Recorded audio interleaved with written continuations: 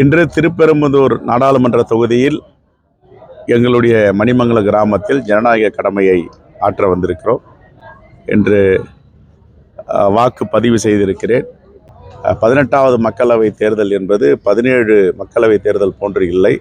இது மக்களே நடத்துகிறார்கள். தேர்தல் திருவிழாவாக இந்தியா கூட்டணி வெற்றி பெற வேண்டும், ஆட்சி மாற்றம் வர வேண்டும், பாசிச சக்திகள் அகற்ற வேண்டும்.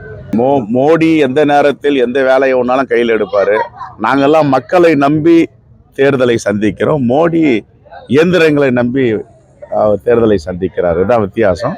நாங்கள் விழிப்போடு இருக்கிறோம். எங்களுடைய வேட்பாளர்களுடைய முகவர்கள், குறிப்பாக வார் ரூம் அமைத்திருக்கிறோம். சோசியல் மீடியா, வழக்கறிஞர்களுடைய கட்டமைப்பு அனைத்தும் இதை உற்று நோத்து கொண்டிருக்கிறார்கள். எந்த விதத்தில் தவறு நடந்தாலும் உடனே டிஜிபி அவர்களுக்கும் தலைமை தேர்தல் அலுவலருக்கும் அங்கே எங்களுடைய சென்ட்ரலைஸ்டு வார் ரூமிலிருந்து உடனுக்குடன் புகார் தெரிவிக்க தயாராக இருக்கிறார்கள். இதை நாம் உன்னிப்பாக கவனிக்க வேண்டியது என்னவென்றால், மோடியுடைய மேஜிக் வேலை இயந்திரங்களில் திருத்தம் செய்வது, மாற்றம் செய்வது, வட மாநிலங்களில் கடந்த தேர்தல் செய்தது போல் இந்த தேர்தலில் தமிழ்நாட்டில் அனுமதிக்காமல் எங்களுடைய இந்தியா கூட்டணியின் தலைவர் பெருமக்கள், தோழர்கள் கண்ணும் கருத்தமாக கவனித்து வருகிறார்கள்.